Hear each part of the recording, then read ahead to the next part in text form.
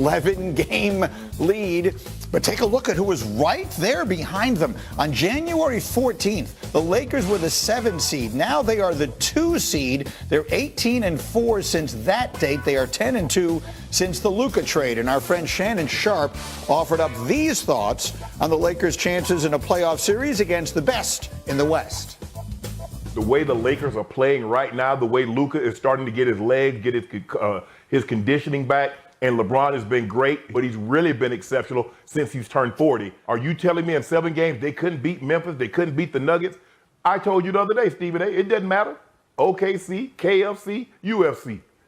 Lakers in 5. Well, to be fair, yeah, KFC did add hot honey wings to the lineup. That's true. You got to keep that in mind now. That's right. I knew Perk would like that, right? Come on now. Yeah, that's a pretty good matchup. Why? But I was trying to read the facial expression of my friend Mr. Perk there. What was your reaction to what Shannon said, Big Perk? But because, look, do I think the Lakers have a legit shot of making it to the NBA Finals? I do. Am I picking them, Greeny, Allen? No, I'm not. I got Oklahoma City representing the Western Conference. Now, look, J.J. Redick has done a phenomenal job. Matter of fact, J.J. Redick is trending towards getting my vote for Coach of the Year. Okay, that's number one. Number two, yes, their defense has improved, but the disrespect to Oklahoma City, you know, people disrespect this team. They're non-believers. And, you know, my grandpa always used to say, boy, a hard head make a soft behind. You don't believe water is wet, huh? You think it's fun. You think it's still a game. And it's not, man. This team is serious. This team is serious. OKC is serious. But I do think the Lakers do have a chance. In the 7-game series, I'm still leaning towards OKC. A hard head makes a soft. Every single time Kendrick Perkins comes on the show, I write down at least one thing to try and remember it. So let's talk about that. Because when I see this number up here, I mean, the Nuggets were everybody's favorite last year, and they're the champs the year before that, and all the rest of that. Let's give OKC their due. They 100% deserve to be at the top of this conversation. Are the Lakers the biggest threat to them in the West, Allen? I would put them right there with the Denver Nuggets because I'm not going to sleep on the Nuggets and what they can bring. And we know that they've had some injuries and Jokic has been sick. They have not been the same lately, but we just saw them get right.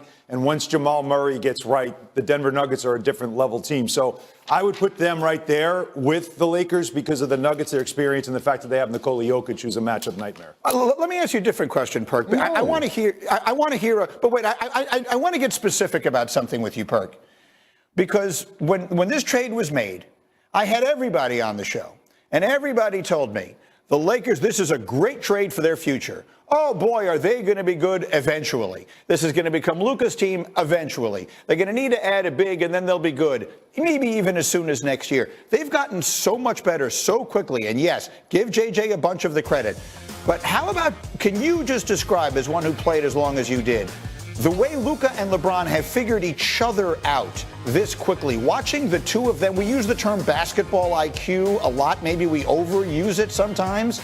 What are we seeing in the basketball IQs of these two that they have figured out what they have this quickly? Well, I think you got to give a lot of credit to LeBron James. I mean, the sacrificing part of it, because the conversation surrounding those two offensively was, can they play together because they're both ball dominant, right? And now we're seeing LeBron James take a backseat to Luka.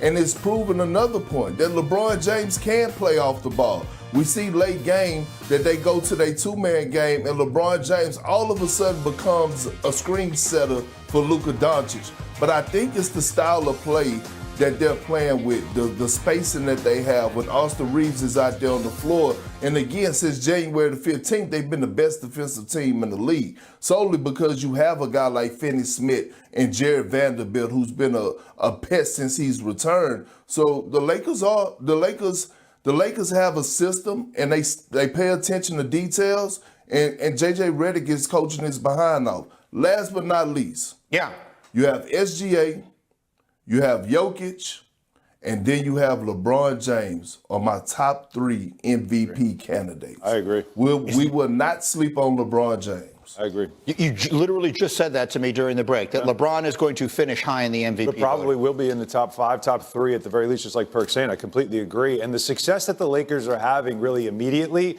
has to do with something that we've been talking about here before. It is the instant telepathy that he and Luka Doncic have on the court together, which you don't normally see. It's as if Luka just always knows where LeBron James is. I'll go back to what LeBron said. I'm a great wide receiver. He's a great quarterback, and these passes we're showing you are literally like Hail Marys or just long routes for LeBron, and he finds him. And watch this play. Tim Legler pointed this out last week, and look at how LeBron moves to the ball. That's not a pass to LeBron. That's a pass Luka threw to a spot, and LeBron understood, go to the spot, and in stride gets right to the basket. It's not, you can't defend that. That's a cross-court pass that he throws, and the two of them knew exactly what to do in that situation. Those are things that take time. A lot of times when stars get together, you don't see that happen right away. They need reps together. They've had that immediately, and that's why Luka could be, for right now in LeBron's career where he is, the perfect teammate for him, and why it's working. That's exactly right, because Kendrick, he's 40 years old. The man is 40 years old, and so having someone else to carry a lot of the load so that he still has energy late in games and he can still do the things he can do, and he's not dependent upon to be running their offense for the entirety of a night. It really is exactly what LeBron James needed at this stage of his career, whether he realized it or not, Perk. Oh, absolutely. And look, it's not just a duo down there in Los Angeles, and I'm talking about for the Lakers, definitely not the Clippers. They have a legit big 3. We can't, Austin Reeves, he's been injured the last, 2 games or so, but Austin Reeves is averaging 19 points, 6 assists, and 4 rebounds. His numbers are similar to Ja Morant.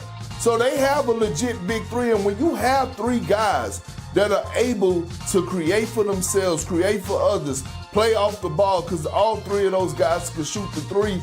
And I know Luka's been struggling of late, but again, he's still finding his legs from being out for so long due to injury. They are a problem. They are a legit threat. And Granny, let me say this real quick. Me and Alan and you, we've been having a great time this morning, but I have to disagree with him. And he has to stop along with the rest of the world. The Denver Nuggets are not a threat in the Western Conference. The Denver Nuggets are not that damn good. JJ Redick has exposed something about the Denver Nuggets that I'm starting to see teams do. If you make the Denver Nuggets shoot threes, you take away cutters, and you double team Jokic, you're going to win games and win a playoff series against the Nuggets. They're not a legit threat. It's exactly what JJ did to them in that Saturday night game. It is, and it's easier said than done, of course. That was one game, not a playoff series with Michael Malone, who can certainly make adjustments. But I will give you this. Michael Porter Jr. is not the same player he was when they won a championship, and that could be a weak link for him. I'll give you that. Big Perk, stay close by. We're coming back to you much, much more as we go. Bottom of the hour. I want to bring in Big Perk for this. Big Perk, we were having some fun last week with the Yankees' new facial hair policy, and Bart Scott dressed the part, and this was what he said. I feel like our boy Kendrick. I want a double biscuit with secret sauce.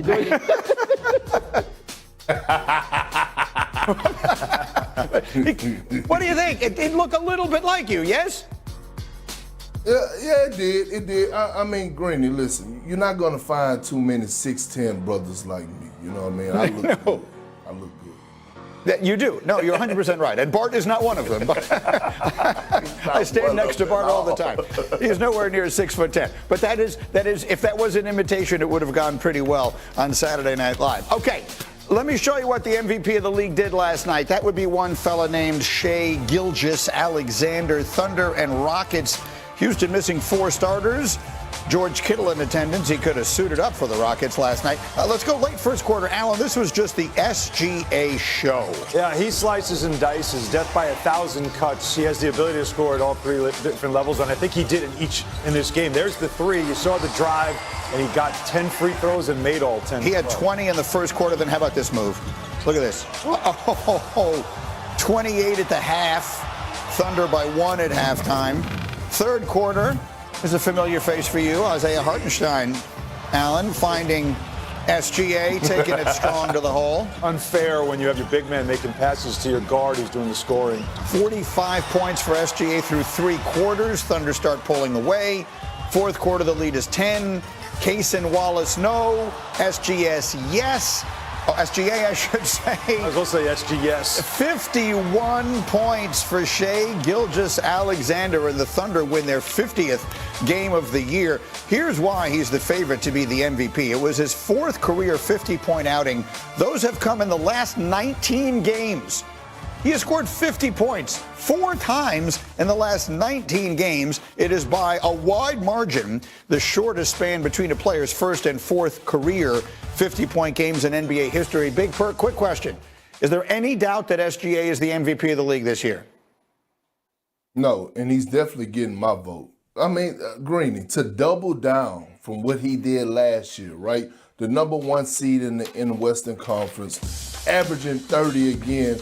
And look, joining the company of Michael Jordan, for his guys averaging 30 and shooting above 50%. And he's done it this is going to be his 3rd straight season doing it. Now, Michael Jordan did in 5, but SGA is the best perimeter player in the NBA. And here's the thing, he does it on both ends of the floor.